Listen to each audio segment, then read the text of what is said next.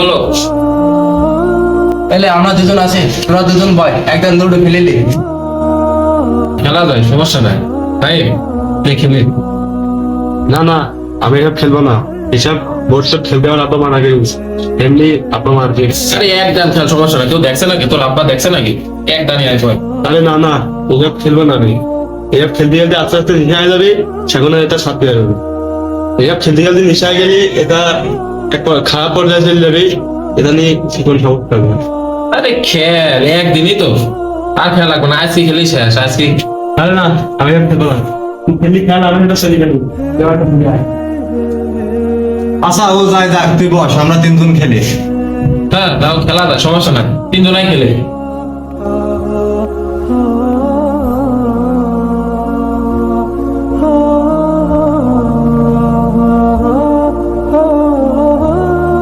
আমরা খেলি ভালো লাগছে না, নে বাজি দিয়ে টাকা দিয়ে খেলি, ভালো হবে তাহলে।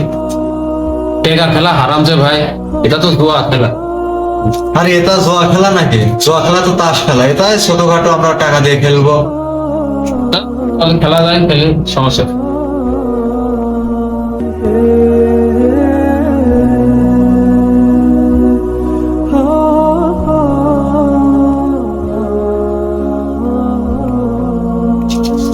নাই শোনো,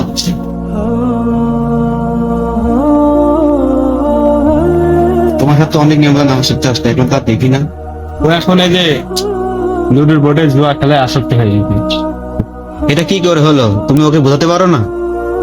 ওকে এর আগে আমি অনেক বুঝাইছি, বুঝিনি। এখন আপনি দেখেন বুঝাই বুঝেন নাকি। আচ্ছা ঠিক আছে, ওকে আমি সময় মতো বুঝাই দেবো।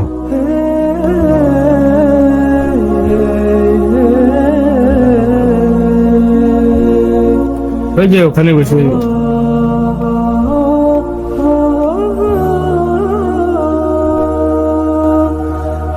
ভাই সবই তো হারিয়ে গেলাম, কি আর করবো? টাকা পয়সা তো সব শেষ।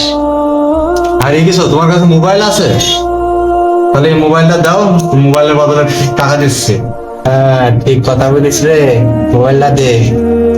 আচ্ছা ঠিক আছে ভাই।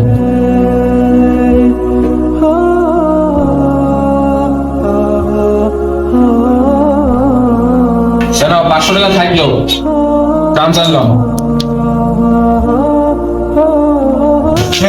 আবারও জিতে গেছে আমি। আরে আবারও হারিয়ে গেলে? ভাই আমার কাছে তো আর কিছু নাই, দেখি টাকা ম্যানেজ করতে পারি নাকি। পাগল পায়দা দাম তাই ভালোই বাড়লো গো। হ্যাঁ আজকে ইনকাম হয়ে গেছে। কি যে করবো, তাহলে টাকা পয়সা সব হারিয়ে গেলাম। সারা মোবাইলটা ছিল, মোবাইলটাও দিয়ে দিলাম। নাইমের কথাটাই ঠিক ছিল, কি জন্য যে জুয়া খেলতে গেলাম, সারা মোবাইলটাও হারালো।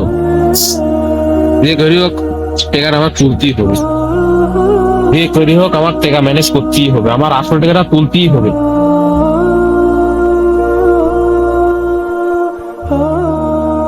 ভাই ওর কাছে 500 টাকা থাকতে দে না, আমার মা খুব অসুস্থ। দে না ভাই, আমি হেভি বিপদে হয়ে গেছে, 500 টাকা থাকতে দে। আচ্ছা দিচ্ছি তোকে। হ্যাঁ আমার তো খুব ইমার্জেন্সি দরকার টাকাটা, কিন্তু তোর মায়ের অসুখ, তুই নিয়ে যা টাকাটা, আমাকে তাড়াতাড়ি ফেরত দিস। হেভি উপকার হয়েছে ভাই, তোর আমাকে হেভি উপকার করেছিস ভাই, আমার সারা জীবন মনে থাকতো তোর কথা ভাই। মাল পাইছিস, আসলে আজ তুলতেই হবে। যাই আবার বসি।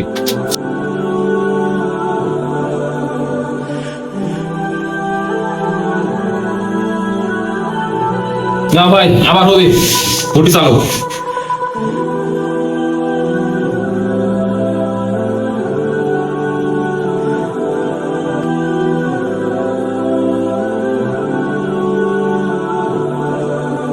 ইয়েস, আমি জিতে গেছি।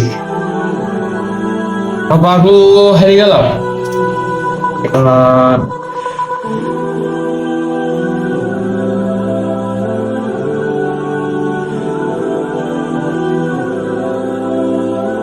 পাগল তো একটা পাইছি গো। হ্যাঁ, দাম তো ভালোই মারলাম।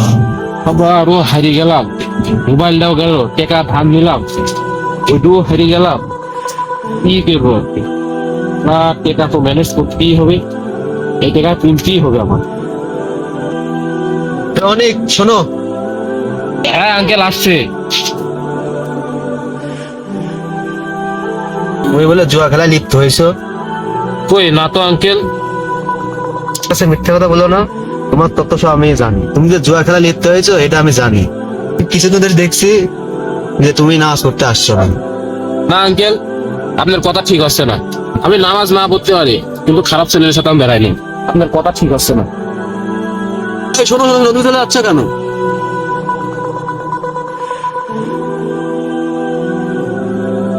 আমি শুনলাম তুমি নাকি তোমার মোবাইল অনেক টাকা পয়সা তুমি হেরে গেছো। কি আর বলবো আঙ্কেল, দুঃখের কথা, আমার টাকা পয়সা একটা মোবাইল ছিল, সব আমি ওইটার ভিতর ঢুকে দুইটাই হারা ফেলেছি। এখন যে করি হোক আমার টাকাটা তো তুলতে হবে, আমার একটা ফোনও নাই।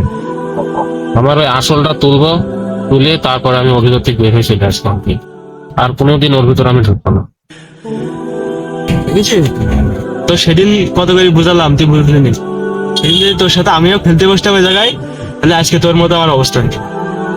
তাই এখনো সময় আছে, ওই জোয়ার বোর্ডে থেকে বাইরে বাইরে হ, আর নামাজ কালাম পড়া শুরু কর।